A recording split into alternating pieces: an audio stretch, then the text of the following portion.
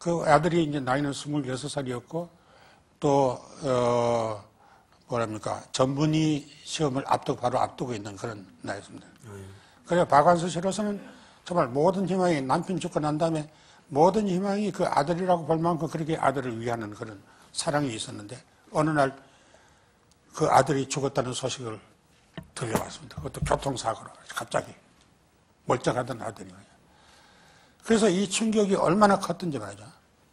박완서 씨의 그 충격에서 오는 그 첫 반응은 뭐였느냐면, 당신 방에 이렇게 걸려있는 십자가가 있었는데, 그분이 가톨릭 신자예요. 있는데, 십자가를 벽에 걸려있던 걸 떼가지고 방바닥에다가 내던졌습니다. 그렇게까지 충격이 컸어요. 내던지면서, 말하자면 그 뜻은 무엇하는 거냐 말이야. 뭐 십자가에 달려있기만 하면 되느냐 말이야. 내 아들이 죽었는데 아무것도 하지 않고 이런 반응이었다 이겁니다. 그래서 그 하나님께 대한 그 원망이 큰 나머지 이분이 나중에는 그 하나님께 대해서 사리까지 느꼈다. 이게. 하나님을 죽이고 싶어. 어떻게 그렇게 내 자식이 그렇게 가도록 말이죠. 버렸던 하나님. 그런 몰인정한 하나님. 이렇게 생각하고 하느님께 대한 사리까지 느꼈다고 이렇게 그분이 쓰고 있습니다. 그래서 이런 말을 썼어요. 그분이 쓰신 중에 어떤 분이 이용한 겁니다만, 온종일 신을 죽였다. 죽이고 또 죽이고 100번 고쳐 죽여도 죽일 여지가 남아있는 신. 증오의 마지막 극치인 사리, 죽이고 싶은 뜻. 그 사리를 위해서도 신은 있어야만 해. 참, 우리가 여기서 한 인간이, 한 신앙 속에 살다가도 그런 불행을 겪었을 때 그 고통을 참 견뎌내기가 이렇게까지 어려웠구나. 어떻게 됐으면 하나님까지 죽이고 싶은 생각이 났겠는가 하는 거야. 근데 그런 고통 속에 그렇게 사셨어요. 그러다가 이제 나중에 또 그 마음이 이제 변화돼서 나중에는 이렇게 썼습니다.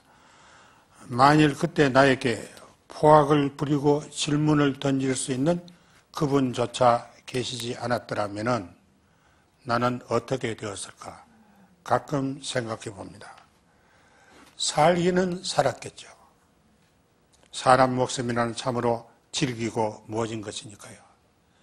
그러나 지금보다 훨씬 더 불쌍하게 살았으라는 것만은 눈에 훤히 보이는 듯합니다.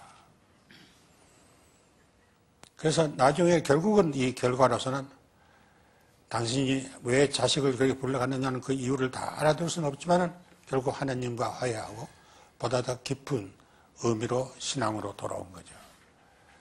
그러니까 많은 경우에 이 고통이라는 것은 위선 당장 당할 때는 왜 하나님이 이렇게까지 하실 수 있느냐, 이런 원망이랄까 혹은 또 하나님에 대한 미움까지도 나올 수 있고 부정도 할 수 있고 이러지만 결과적으로는 많은 사람들이 그런 고통을 통해서 오히려 하나님을 더 깊이 믿게 되고 하나님을 더 깊이 알게 되고 그것과 동시에 자기의 인생의 삶도 더 깊어지고 말이죠. 영성화된다. 이렇게 이런 경우를 많이 볼 수가 있습니다. 그래서 저기도 여기 보니까요. 맹자님의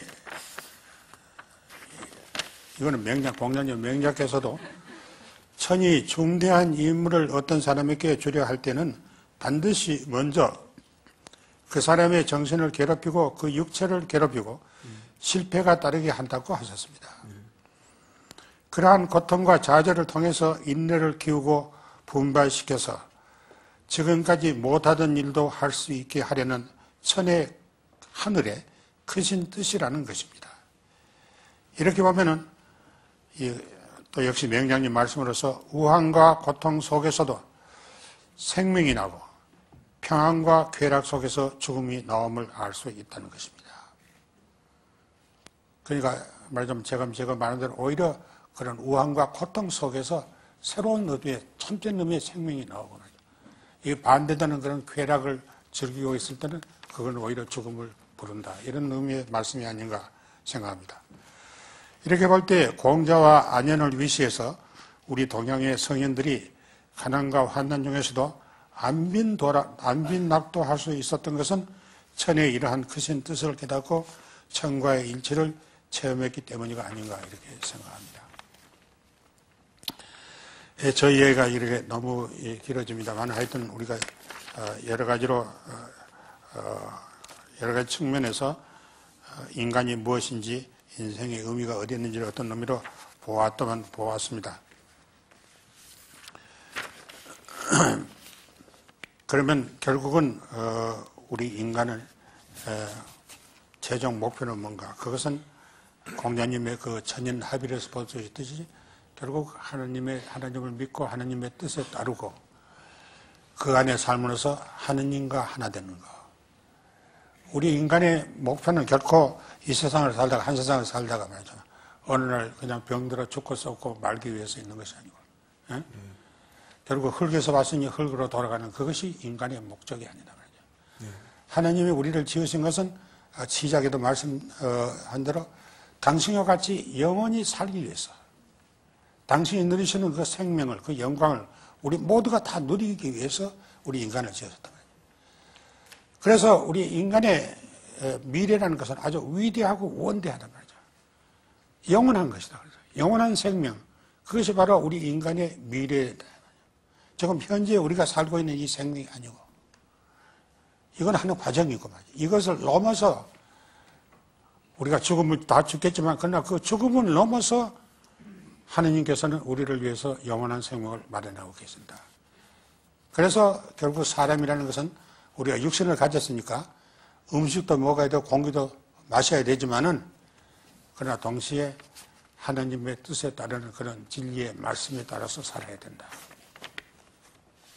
그래서 끝까지 지켜야 할 가치라는 것이 뭔가 여기서 만일 묻는다면 그것은 지금까지 말씀드린 데서 여러분이 짐작하시겠으나 하나님이 그렇게 지극한 사랑으로 우리를 사랑하시는 그 사랑을 본받아서 우리도 그 하나님을 사랑하고 그리고 하나님이 나를 사랑하기 때문에 아까도 말씀드린 하나님이 만일 제일 큰 관심사가 나이고 하나님이 제일 사랑해 나를 때 내가 봐도 시원찮은 이 나 그런 나인데도 불구하고 하나님은 나를 인정해 주신다 말이죠. 그렇다면 우리 각자도 어떨 때는 어떤 겸손해서 그런지 어떨 때는 말이죠. 스스로 자기 비하를 한다든지 어떤 자격지심을 가져서 자기라는 것을 말하자면 내가 이렇게 못생기고 하고 그것 때문에 말이죠. 괴로워하는 분도 있지 않습니까? 그러나 그런 분일수록 우리가 하느님이 이런 나도 받아준다. 있는 그대로의 나를 하느님이 받아주신다. 그렇다면 내가 왜 나를 받아주지 못하겠는가? 오히려 거기서 하나님의 사랑 때문에 자기 자신에 대한 어떤 자긍심을 가질 수가 있다. 그러나 참된 의미로 자기를 사랑하는 이기적인 의미로 자기 사랑이 아니고 참된 하나님의 사랑에 근거한 그런 자기 사랑을 우리가 가지고 그리고 그 사랑을 또 바탕으로 해서 우리 서로도 참으로 서로 사랑할 줄 아는 그 사랑을 사는 것이 결국 우리가 끝까지 지켜야 할 가치고 그것은 공자님의 말씀을 하면 바로 인의 정신이라고 볼 수 있겠습니다. 인의 사람을 사랑하는 것. 그 인은 결국 어떤 한 사람만 사랑하는 그게 아니고 그 인은 모든 인간을 온 세계 모든 인간을 아무 차별 없이 하나님의 마음으로 사랑하는 것이 인이니까 그 인의 정신을 사는 것을 할 수 있겠습니다.